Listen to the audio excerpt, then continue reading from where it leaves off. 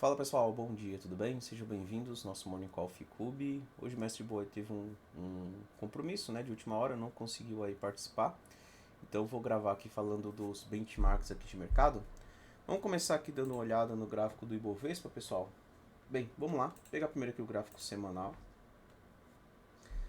Deixa eu dar uma limpada aqui nos desenhos, né? E vamos lá, pessoal. Bem, o Ibov, ele está numa região aí importante, tá? Se você pegar aqui esses últimos topos, né, pelo gráfico semanal, o topinho aqui de 4 de abril e também o topinho aqui de outubro, ele está exatamente na região de resistência, tá? É um ponto onde ele tende a ter um pouco mais de dificuldade e dá para perceber que ele realmente tem tido um pouco mais de dificuldade na região aí. Tanto que se eu colocar o gráfico diário, você consegue perceber que ele já fez um movimento ali de pullback, né? Ele chegou na região de resistência, bateu cabeça, voltou para testar linha verde. Ele segurou nos 120 minutos num ponto ali que eu considero uma região de suporte, né? Então ele veio testar aqui essa faixa dos 116,300 e conseguiu segurar acima dela, né? Então essa faixinha verde aqui no curto prazo passou a ser um suporte importante, onde se por um acaso o Ibovespa perder, ele abre um espaço de correção maior aí até a região dos 111,750, tá? Então aqui seria o próximo ponto que eu ficaria de olho como um suporte interessante ali no gráfico do Ibov. Então assim, Ibovespa em região de resistência, região um pouco mais de dificuldade aí na movimentação, mas o gráfico diário ainda tem um padrão de topo e fundo ascendente, tá? E caso ele venha romper esse topo aqui, olha, eu vejo que ele pode ir lá testar os topos anteriores. Então ele vem aqui para testar. Deixa eu só colocar mais fininha aqui a linha, beleza. Ele vem para testar essa região dos 120. Depois um pouco mais acima aqui, 121.675, que na verdade é a mesma região, tá? Então ali até a região dos 121.600.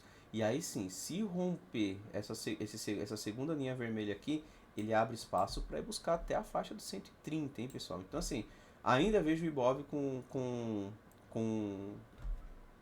como mais provável a continuação da movimentação de alta, mas está numa região de resistência.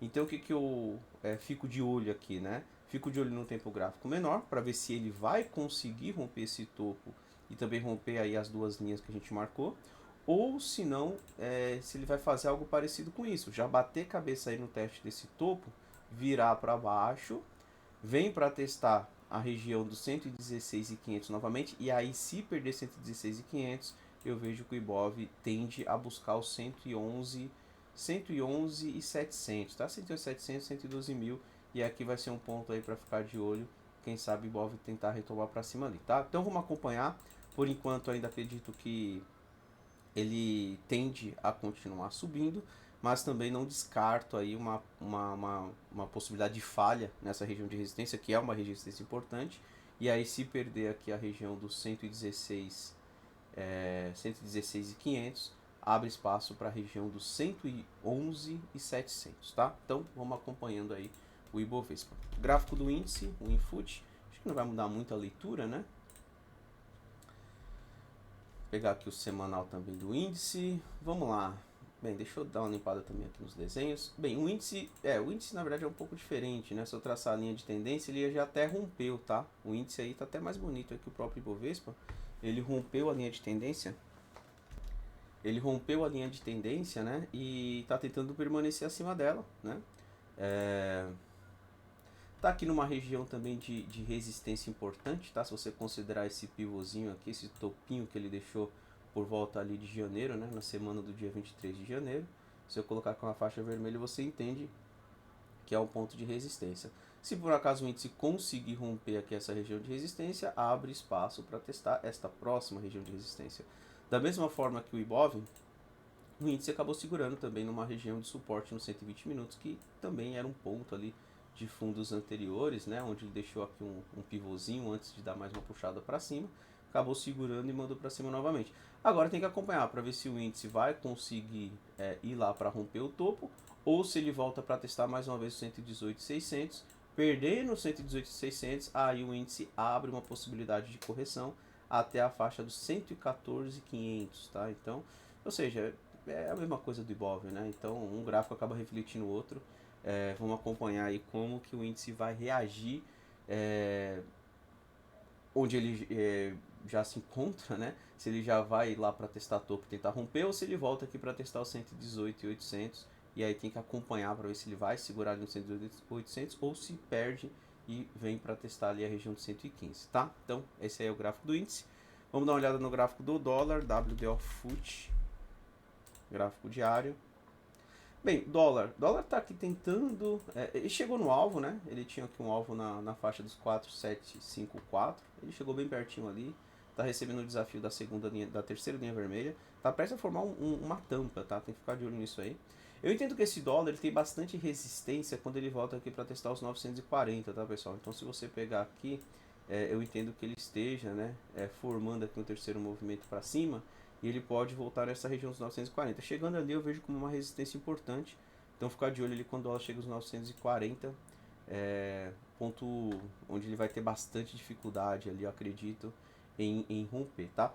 Então, apesar de, assim, é uma região difícil, né, porque o dólar já está próximo aí do topinho anterior que ele deixou no curto prazo, mas conforme eu disse, eu entendo que isso aqui pode sim ser um terceiro movimento para cima.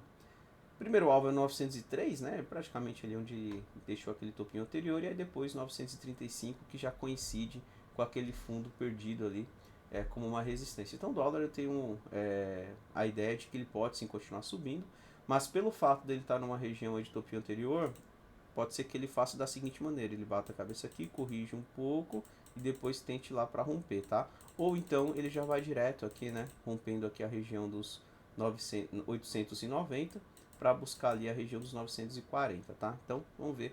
Mas de qualquer forma, dólar aí com uma possibilidade de voltar para testar essa resistência aí, tá ok?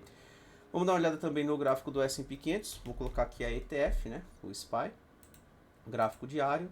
Bem, S&P 500 ele segue uma movimentação de alta, topos e fundos ascendentes. Olha, eu acredito que continue aí, tá? Movimentação de alta. Inclusive, pelo gráfico do S&P 500 mesmo, ele tem um alvo lá nos 4.500. Então, vamos ficar de olho. Ontem foi feriado, né? Vamos ver se o S&P 500 hoje ele abre aí, rompendo esse topinho dos, aqui no caso da ETF 443, para tentar buscar lá a região dos 450, 4.500 lá no gráfico do S&P 500. Mas de qualquer forma, o S&P 500 eu vejo que é para cima. Caso ele venha bater cabeça, que falhe aí na primeira tentativa de rompimento, ele volta para testar de novo aqui essa região dos 4.300, tá? Dos 431 ali no caso, tá ok? Então vamos acompanhar, mas entendo que a ideia ainda seja a continuação do movimento de alta. E para finalizar, o gráfico do Bitcoin, pessoal. Bitcoin está ali parado numa região de resistência importante, faixa dos 31 mil, né?